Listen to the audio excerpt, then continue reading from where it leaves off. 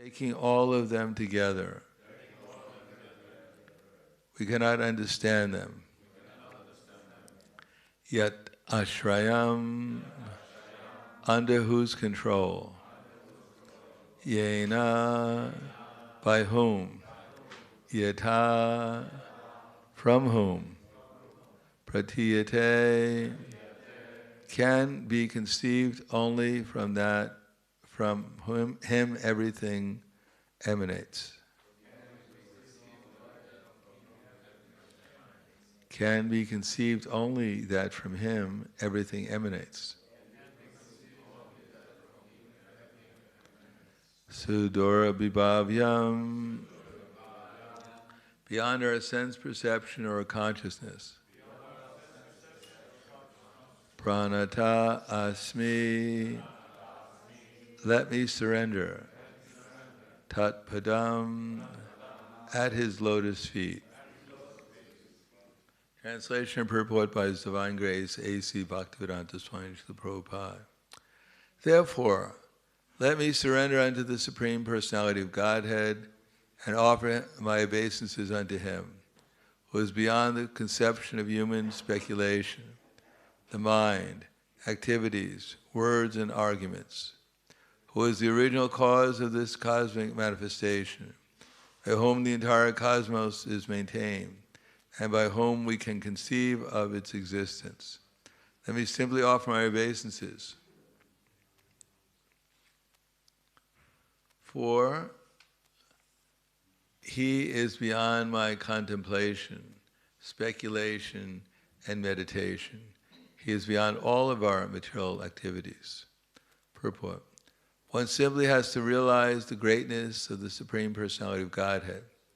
One should not try to understand Him by any material means, subtle or gross. Mother Jasoda, being a simple woman, could not find out the real cause of the vision. Therefore, out of maternal affection, she simply offered obeisances unto the Supreme Lord to protect her child. She could do nothing but offer obeisances to the Lord. It is said, Achintya kalu ye bhava, na tams tarkena yojayat. Mahabharata, Bhishma Parva, 5:22. One should not try to understand the Supreme Cause by argument or reasoning. When we are beset by some problem for which we can find no reason, there is no alternative than to surrender to the Supreme Lord and offer Him our respectful obeisances. Then our position will be secure. This was the means adopted in this instance also by Mother Jasoda. Whatever happens, the original cause is the Supreme Personality of Godhead, Sarva Karna Karnam. When the immediate cause cannot be ascertained, let us simply offer our obeisances at the lotus feet of the Lord. Mother Jasoda concluded that the wonderful things she saw within the mouth of her child would do to him with a capital H, not Krishna, do to him, the Supreme Lord. Although she could not clearly ascertain the cause. Therefore, when a devotee cannot ascertain the cause of suffering, he concludes, Tate nukampam susamikshamano punjana evatma kritam vipakam ridvagvapubir ridadan namaste shiveta yo mukti pade sadayabhak. The devotee accepts that it is due to his own past misdeeds that the Supreme Personality of Godhead has caused him some small amount of suffering. Thus he offers obeisances to the Lord again and again. Such a devotee is called Mukti Pade Sadayabhak. That is, he is guaranteed to his liberation from this material world. As stated in the Bhagavad Gita 2.14, Matra Sparshas tu Konteya Shitoshna Sukadukada Agama Paino Nityas tam tadiksha svabarata. One should know that the material suffering due to the material body will come and go. Therefore, we must tolerate the suffering and proceed with discharging our duty as ordained by our spiritual master. So the text again. Therefore, let me surrender unto the Supreme Personality of Godhead and offer my obeisances unto Him, who is beyond the conception of material speculation, the mind, activities, words, and arguments, who is the original cause of this cosmic manifestation, by whom this cosmic entire cosmos is maintained, and by whom we can conceive of its existence. Let me simply offer my obeisances, for He is beyond any contemplation, speculation, and meditation. He is beyond all of my material activities. Namo Vishnu Padaya Krishna Prasthaya Bhutaya Srimate Bhakti-vedanta Swami Namane Namaste Saraswatam Deve Gauravani Pacharane Nirvishesha Srinivadi Paskadyade Satarane.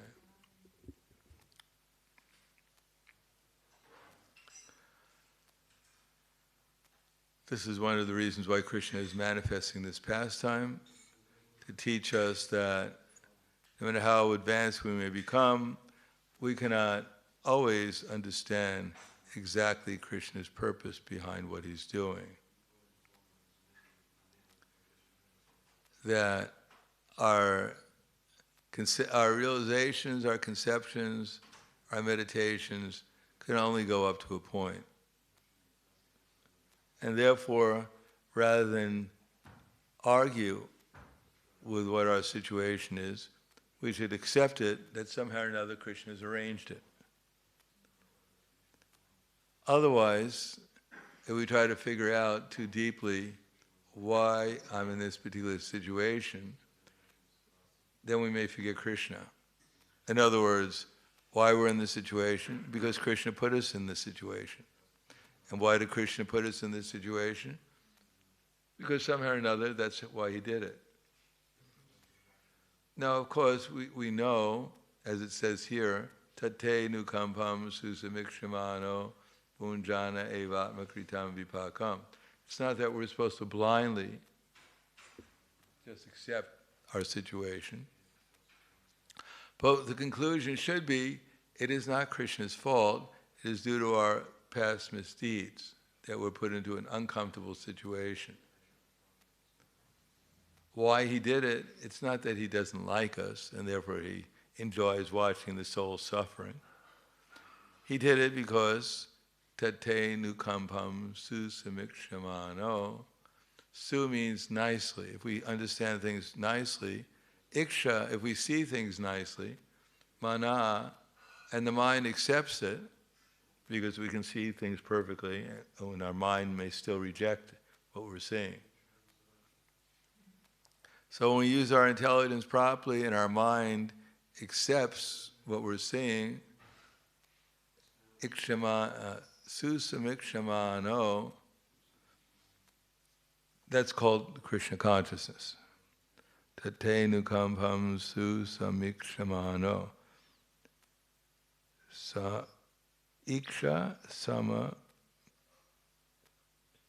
Sama means completely. So when we see everything completely, nicely and completely, and our mind accepts it, then what do we see? Punjana evatma kritam vipakam. Punjana means our experience. Generally our experience means suffering, but someone may take it otherwise. Punjana, it means enjoyment. It means enjoying the material energy, which essentially means suffering in the material energy. Evatma kritam, kritam means to do, vipakam, our sinful activities, because of what we've done wrong in the past. And therefore, ridvagvapuvira vividanamaste, with our rid, with our heart, which means, and vag means our words, rid means more or less our feeling. So, with our feelings, with our words, with our body, vapu, bir, vidadanamaste, we offer obeisances to Krishna. Not that we start cursing Krishna, why did you put me in this situation? I've been serving you so nicely. and now you did this to me. What kind of God are you? You're supposed to be all-powerful, so I'm very small, and yet you put me in this horrible situation. What? You like seeing others suffer? Is that why you did it? No one has to accept that Krishna is just giving us a pinprick. Well, actually, we deserve the electric chair, but he's giving us a pinprick to awaken us that this is not a good thing to do. Otherwise, if we got as Ravana, he wanted to build a stairway to heaven. And anytime anyone did something bad, sinful, they'd go to heaven. And anytime anyone did anything pious, they'd go to hell. So this is Ravana's plan. You get rewarded for your sinful activities and condemned for your pious activities. So this is modern society. This is what they're trying to do, is encourage people to do things that will actually send them to hell. They're advertising, it's going to take you to heaven. And the things that will actually take you to heaven, their advertising will take you to hell. Because it's in the mode of ignorance. Pravitim cha, nivritim ja, jana nivada asara. Oh, actually, that's also one of the verses.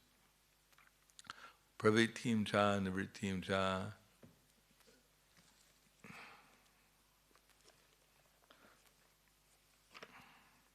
This is chapter 18. Text number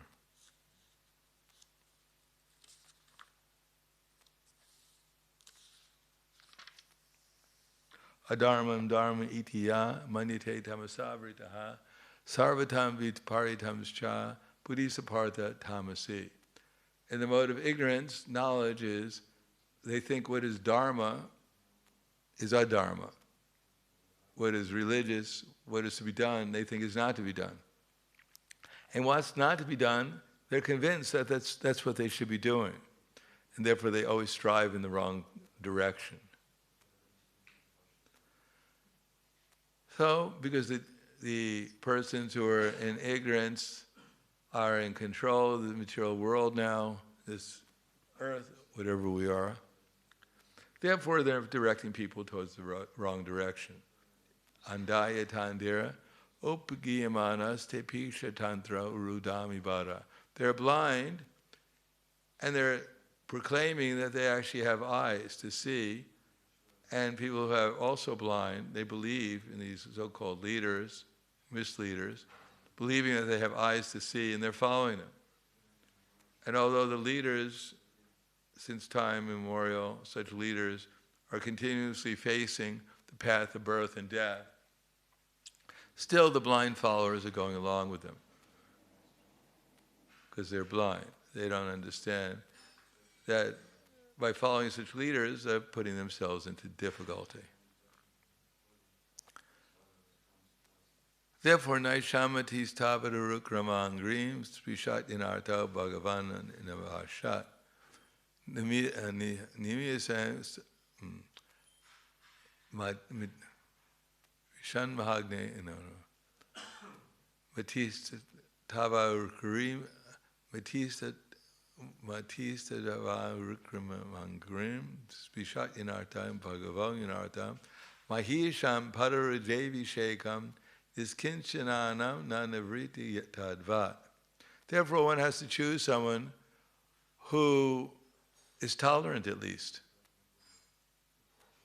If someone's not tolerant, it means that they're agitated. If they're agitated, depending upon what's the extent of their agitation, means that their minds are uncontrolled. If their minds are uncontrolled, they must be unhappy.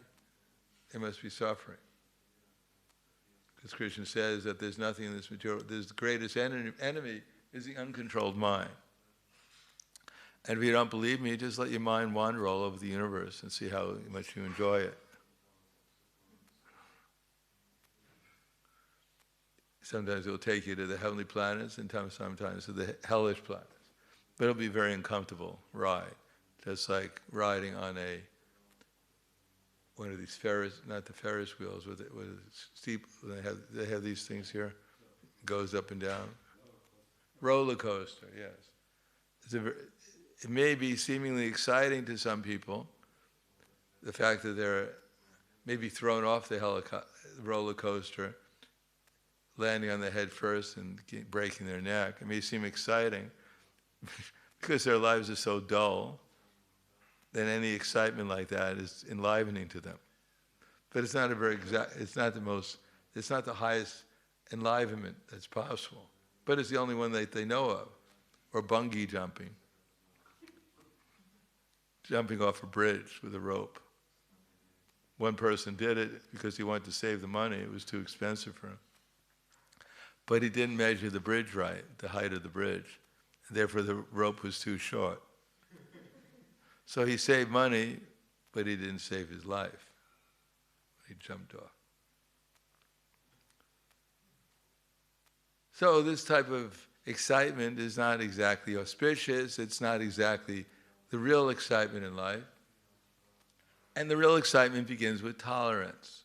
Chaitanya Mahaprabhu says, Trinadapi sunichena traiva sahishnuna. That first we have to become humble. That we're not the controllers, we're not the enjoyers in the material world. Everything is not under our control. And therefore, when something goes wrong, we should be humble enough to think about the fact that I might be responsible for it, for my own suffering. The demons never think like that because they say, asatyam apratishtam te jagarohoranishvaram aparashparam sambutyam kimayat kamahaitukam. They think that this world is unreal.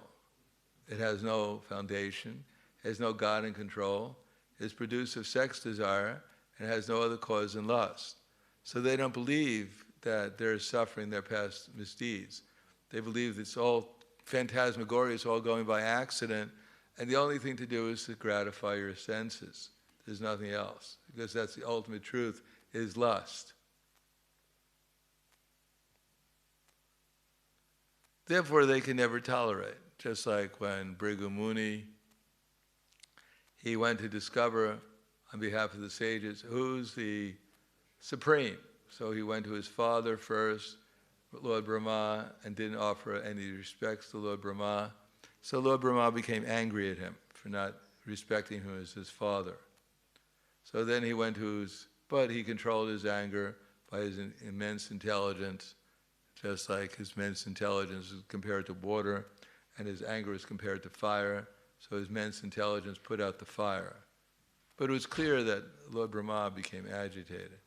So Bhrigu Muni went to Kailas, where he saw his brother, Lord Shiva, and Lord Shiva came to embrace him.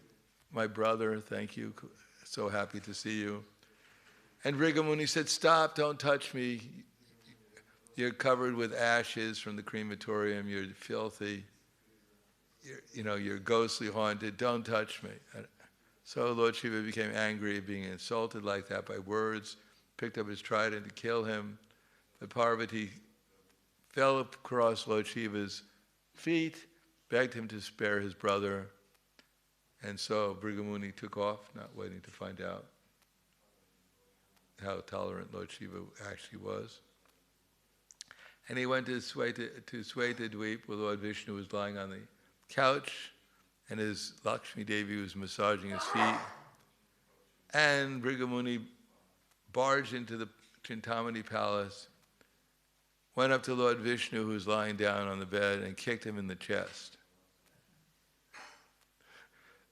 The greatest offense. But Lord Vishnu, being the Supreme Personality of Godhead, got off from his bed and offered respect to Bhrigu Muni, put Bhrigu Muni on the bed, and started to massage Bhrigu's lotus feet, and asked if Bhrigu Muni,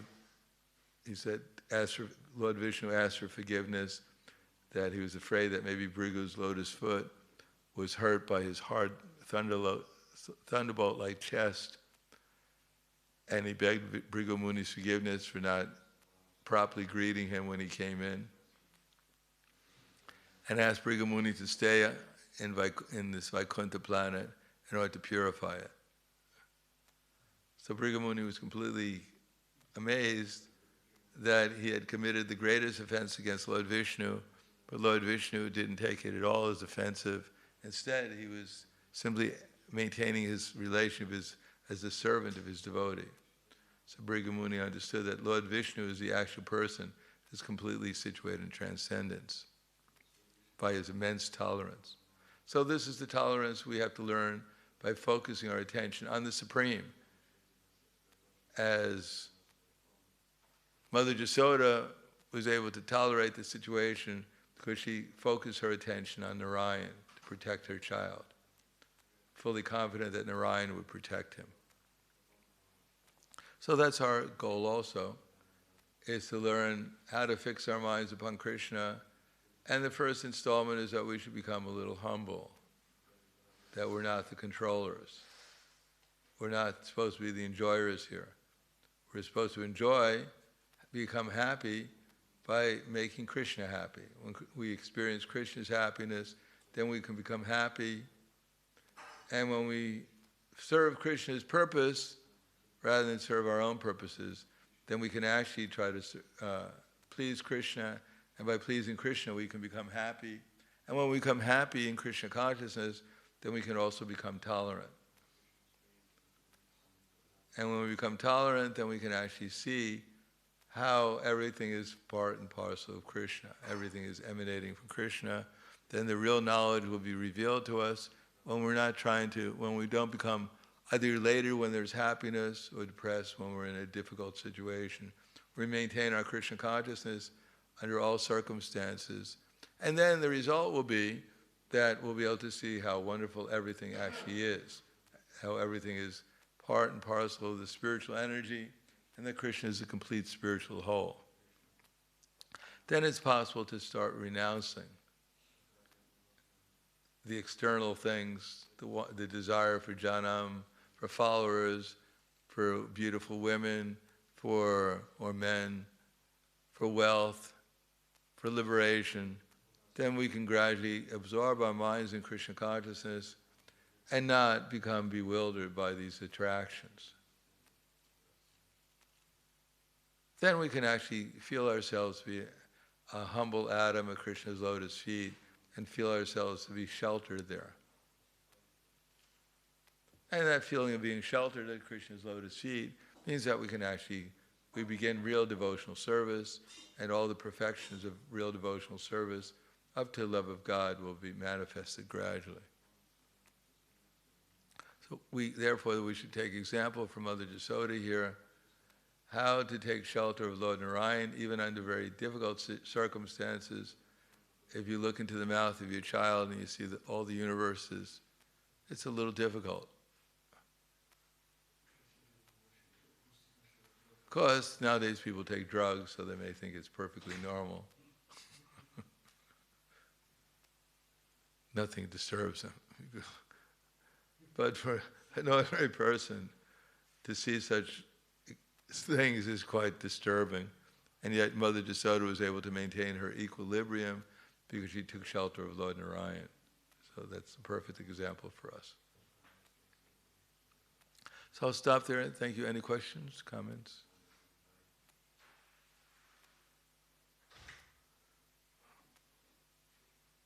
Ramai.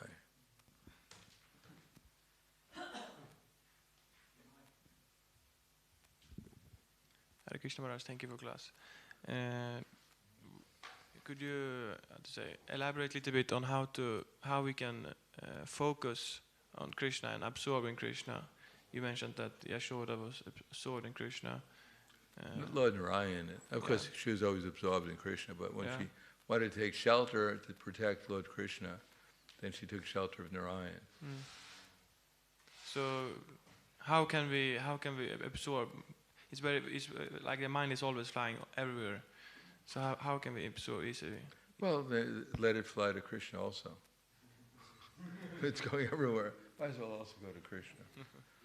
Therefore, as it's the song we were singing, we should take shelter of the process, especially as in this particular song, chanting the holy name, Gauranga Balite Habe, Pulaka Sharir, and also reading the literature left by the 6 Goswamis. Thank you. Also, another thing, you said that we should tolerate if we have some problems coming. We should understand that it's for our past misdeeds. But for example, if we have a disease or a sickness, should we just tolerate, or should we also try to treat it, or kind of? Tolerate doesn't mean we don't do anything. No. It means we tolerate in the sense we keep our minds fixed on Krishna, as I say, Tate nukampam susamikshamana. We see it in relation with Krishna as the power of our past misdeeds, but we continue to utilize our words, our heart, our feelings, our body. We continue to use it in Krishna's service, no matter what the circumstances. So, according to the circumstances, if we're sick, we still try to think about Krishna. Mm-hmm. But it doesn't mean we don't take care of the body. Okay. The machine is not working properly. It doesn't mean we don't fix it. Mm-hmm. But we don't identify ourselves with the machine just because we're fixing it. Mm. If your car doesn't work, it doesn't mean when you're fixing it, you become the car. Mm. Or as I always say, we don't think ourselves a hum car. Yeah. I am the car. Anything else? Yeah. When Bhrigu, it's okay, I can ask. No, take it. When Bhrigu, you said that, this is, I like this story. This Bhrigu, when he went to Lord Shiva, so you said that Bhrigu, he criticized Lord Shiva that you are dirty, everything. But then Lord Shiva tolerated. He didn't tolerate. He didn't. Picked up a trident. He was going to kill his brother. I killed his brother, yeah. But Parvati fell across his feet, Lord Shiva's feet, and begged him to spare his brother. But in Pava, like in Pava, Lord Shiva is very powerful. He can destroy Bhrigu in one sense. Just wanted to know that, like, who's more powerful? It wasn't a question of powerful. Yeah, Bhrigu or Lord Shiva? No, Bhrigu was just criticizing. He wanted, because he, with his body, with his mind, he offended Lord Brahma, and Lord Brahma became agitated. With his words, he offended his brother, and his brother became agitated. And with his body, he offended Lord Vishnu, the corporal offense, the worst offense. Lord Vishnu didn't become agitated. Okay. Hwala Grantaraj srimad-bhagavatam ki jai, Srila Prabhupada ki jai, Gaur Premanande Haribol.